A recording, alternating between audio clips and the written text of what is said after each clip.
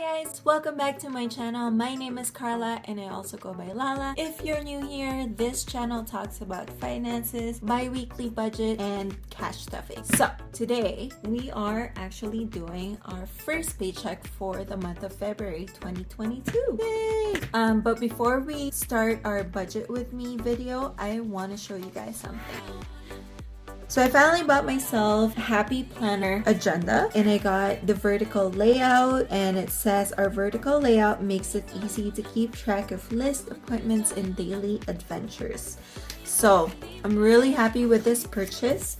And yes, I did use some of my cash from my envelope for this purchase. It wasn't an impulse buy because I've been really wanting to get an agenda, but I just didn't know which one to pick. So finally bit the bullet and I finally purchased one for myself. Another thing that makes me super happy about this purchase is ta-da! I was able to actually add the budget by Paycheck by the Budget Mom into this agenda. I just had to buy a puncher, this glorious thing. It's pretty heavy, but I bought it so I can just grab all of my pages because I did purchase the PDF version of the booklet by the Budget Mom. I find it a lot easier and I like that I can just print the pages that I know I will use. So that being said, I printed the one for January, but because I bought this recently, like yesterday, so I'm starting this booklet for February, and they have their tabs in here. So this is what it looks like inside. This binder has a full 2 pages of calendar for the month. This is for the full week and it spreads out in 2 different pages. So I love that. And the best part about this book or this type of planner is this. I can literally take a page out and then write on it. This is so helpful for someone who's a left-handed like myself, because if you're a lefty, you know the struggle of having a binder and not being able to write as neat, but because there's like a huge ring right here, it's just so hard to, keep a consistency on your writing. Okay, and then it has all of the week, so this is 1 full week of it, and then towards the end of that you get this. So this is for the next month. So in this case, the February 2022. I haven't written anything yet except for this because these are my 2 main goals for the month of February.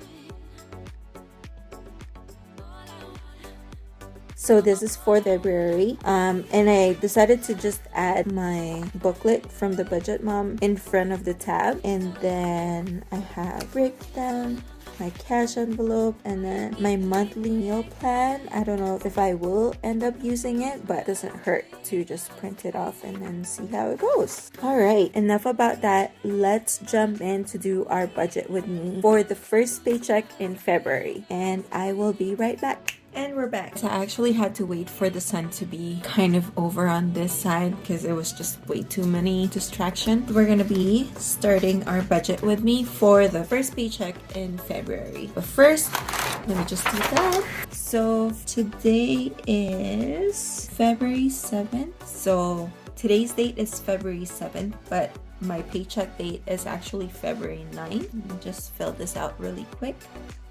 So our budget for this pay period is $2,270. All right, so for bills, we have our car payment and then gym and cable and internet, cell phone and car insurance. So for car payment, our budget and our actual amount is always going to be the same because these bills are pre-authorized to be taken out from my checking account. I'm just going to put the actual amount, which is $216 for car payment, $21 for gym, cable and internet is $80, for cell phone is $55, car insurance is $368. Well, I'll just have to add it up. Okay, so we have $216 plus $21 is 80 plus 55 plus 368. And so my total bill is $740. And then, so for our envelopes, I usually put it in here, but I figured because we have a lot of space that we're actually going to be using for today, because to me, envelopes and sinking funds are very similar to me personally. Anyway, for envelopes, we're going to put property tax, taxes, or tax season. Oh, I'm sorry, you guys couldn't see that. And then personal care and wedding. So I've decided to not fill all of my other envelopes because I want to really focus on the things that I need to save up for, which is wedding and property tax. So for property tax, we're actually budgeting $420. And then for taxes, I feel like I've actually reached that amount where it would cover all of my tax payments. But just to be on the sure side, I want to put extra money towards it, and then if I have any extra, then I can just either transfer it to property tax or wedding. Either way, I just don't like having any surprises when it comes to bill payments, so I would rather have extra payment or extra money in my envelope rather than having less. Anyway, so for personal care, we're putting $50, and then for wedding, we're budgeting $500. Okay, so let's add our envelopes.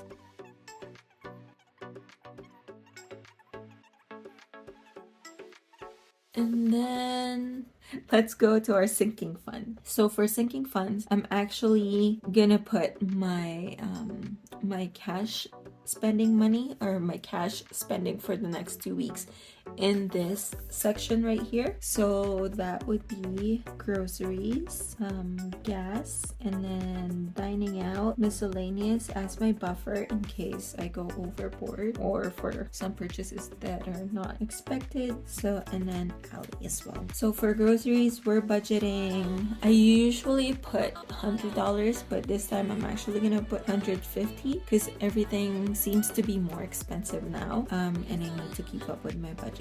For gas, it'll stay $70. Dining out would be $50. Miscellaneous would be $20 as usual, and alley will get $20 as usual as well. So let's add this up. Alright, so for extra debt, I put extra car payment because this actually gets taken out directly from my checking account. So every pay, I put in $50 towards the principal amount. And yes, that is different from my envelope that has car loan dump.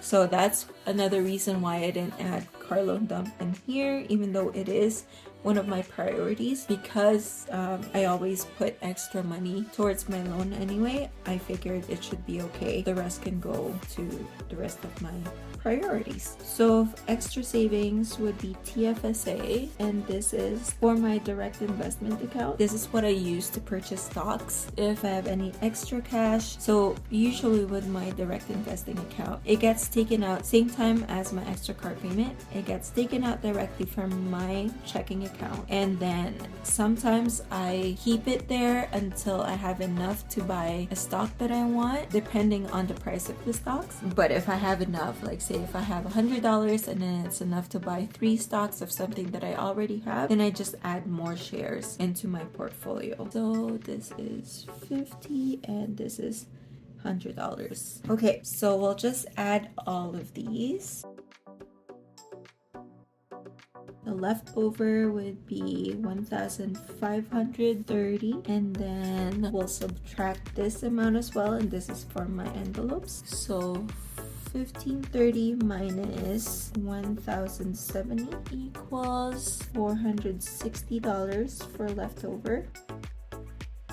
Now $460 subtract this amount, which is $310, equals So now we have 150 left over, and then now we'll subtract $50 from it, and our leftover is 100. The last one we'll subtract 100. The leftover should be 0. Okay, so that is it for my budget. So that is it for today. This is our budget for the first paycheck for February, and I'll see you guys on my next video, and that would be our cash stuffing for this. Anyway, I'll see you guys on my next video. I'll see you guys later. Thanks for watching, and bye.